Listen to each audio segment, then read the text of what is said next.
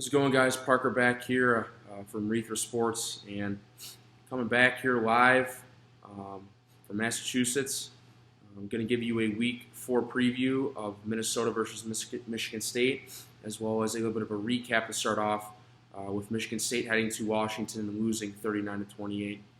So let's kick things right off. Obviously, this was a very tough game for Michigan State, and it just showed one of the reasons why they are not going to take a step forward this year, and they're not going to be the same team as last year. It's clear this team isn't as good as they were last year.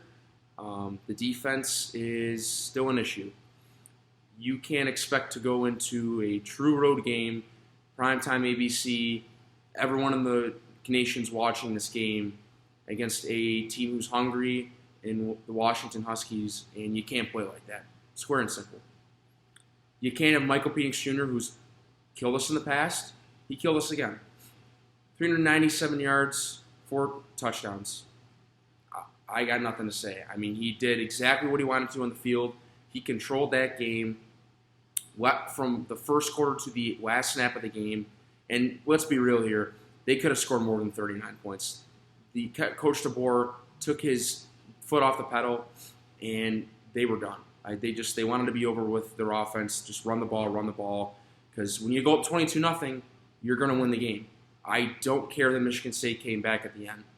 They didn't deserve to win that game, and they didn't, obviously. You don't let a receiver go for 150 yards and 3 touchdowns. You don't. And 2 of those are wide open. So, there's still defensive issues and defensive mislaps in the backfield. It's clear we miss Xavier Henderson and his scheme and play calling ability. Kendall Brooks did a great job coming in and getting some hard hits, but he's still, a guy with not a lot of experience, and it showed because him directing the secondary didn't work because, again, the secondary showed that it can't cover a bucket of fucking water. Chester Kimbrough just played like absolute garbage. He's the exact same player as last year. At some point, you got to make adjustments. I don't care if it's after the first quarter or at halftime. You do. And it's at the point now where Mel Tucker's got to make some personnel changes because he's had realistically 2.5 years, but 3 years technically now, where the defense has been a major issue. And he went over that side of the ball, and he vowed that this side of the ball would get better, specifically the secondary, where he worked with the secondaries. And they didn't show any lack of or sign of getting better. They never looked back at any ball that was contested, and then they were just getting blown by almost every other downfield shot. So I don't know what's going on, and I think something's going to happen with the D coordinator, Scotty Hazelton. He's either got to fix something with the scheme. I know they did change the 3 linebacker set at the start of the third quarter. That didn't work because guess what? We didn't get any pressure. Wow, great. When you don't get any pressure on the quarterback, and especially a pocket passer like Penix who doesn't really run that much, you're going to get picked apart. And it's not like Washington's O-line is some, miracle working O-line like the Green Bay Packers have or something like that. No, they're just a regular O-line you're going to see in college football. And I didn't see Penix get pressured more than one time. So I don't know what happened with the blitz scheme. And I don't know what happened with the blitz scheme regarding the linebackers, who, by the way, don't know how to cover again. So that's another issue. So this is all a jumbled mess, just a jumbled mess. And something's going to have to happen. Because if it doesn't, then this team's going to go 7-5, 6-6. And, that's great. We all knew it was going to be a down year, but I don't think anyone on that team and those coaches and the coaching staff wanted this to be a down year. They have the talent. They have better talent than last year. But it's not showing. And it didn't show in that third game. And it cost us. So, offensively, a mixed bag. Because you had an O-line who was absolutely horrendous against the D-line that isn't also great. Nothing special. They were getting picked apart, specifically when trying to open holes through the run game. Wow, did that run game take a huge step back in that game? And I don't really blame the running backs at all. I think it's all in the O-line because there clearly is talent there. So This is not a great look so far. I think they're going to have to change up where some players move around on the offensive line. And, because Thorne was running for his life as well. I mean, he was almost every single play he dropped back, he was running left, right, scrambling out of the pocket, trying to run for a first down. I don't know. I really don't know what to do at this point. Jay Johnson's play calling was a little questionable. I think there was about 3 third and 5 and 6s where we ran the ball. I really don't know what the play calling was there, considering we couldn't run the ball the entire game. But regardless, I think the biggest positive here is you got to look at Keon Coleman and Peyton Thorne. That was Peyton Thorne's best game I think I've ever seen in a Spartan uniform, and I don't really care what anyone else has to say. If you watch that game, you look at the tape, he was phenomenal. He was absolutely phenomenal. He scrambled and made the correct throws when needed. I mean, he passed for 330 yards, and he didn't have that many incompletions. So he had the highest amount of completions in his entire career in a game. And Keon Coleman was an absolute monster. He was getting whatever he wanted to get. And, it just sucks because they played their hearts out. They really did. And it just didn't have anything to show for. So, what do you expect when you go on the road and you lose like that? It's a tough road game. I get it. I understand. But you can't go out and play like that. You can't go down 22-0 and get blown out, essentially. So that's a tough game to swallow, and we'll see what happens because, now we're starting to get to a point where, okay, we're going into week 4 now, Minnesota, and this is a big stretch for the Michigan State Spartans. You got to start the season off 2-0 in the Big Ten if you want to continue with these championship aspirations. You can't go to Ohio State with another loss. Now, granted, I'll get to the Ohio State in 2 weeks, depending on what happens to this game, but I think regardless, that's going to be a loss. But again, another date, we'll talk about that game. So this is a big game, and Vegas thinks it's a funny game because they have Minnesota -3 right now, which is pretty comical because we're playing at home and we're a hungry team. And I just think it's funny because, not a lot of teams, or not a lot of people are liking us right now. They're writing us off. Say, oh, that was their one chance to show the nation that they still got it this year and they can compete for a national title in the Big Ten Championship with Michigan, Ohio State. Well, you squandered that. And you very slim pickings now to get back into that conversation. And that starts this week. So let's get into it. So Michigan State and Minnesota. This is going to be a tough game. This is going to be a really tough game. I think more on the offensive side than the defensive side, as much as people would tend to disagree with me. Their defense has been lights out. Lights out through 3 games so far. A shutout in the first game against New Mexico State. You only allowed 10 points against, I think, Western Illinois.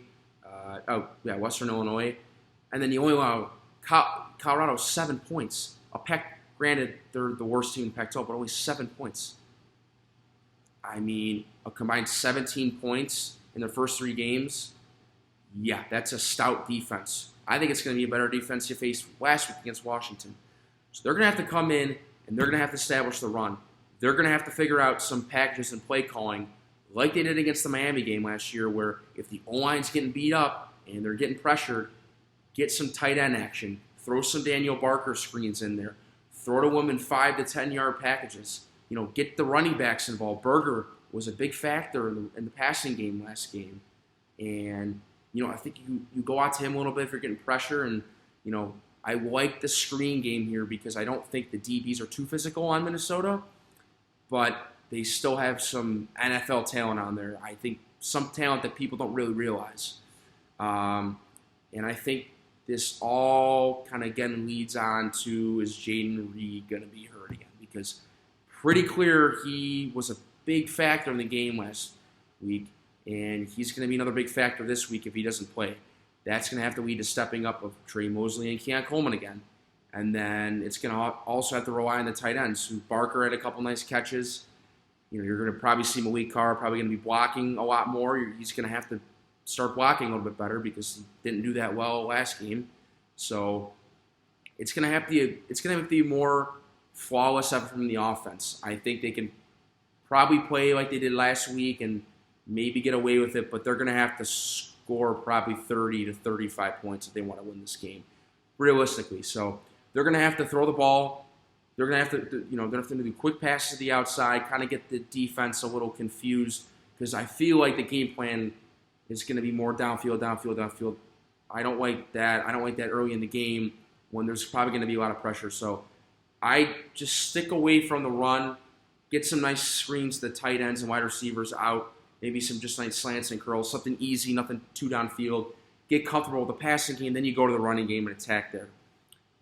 Now, on the defensive side, this is where it gets interesting because Minnesota scored a boatload of points, but they're still a Big Ten West team. They're, run first, first down run, second down run, and then third down pass. That's how they've always been, and that philosophy is not going to change. So I think it's still their philosophy of PJ Fleck, and I think he's a stubborn coach, and he's still going to do that.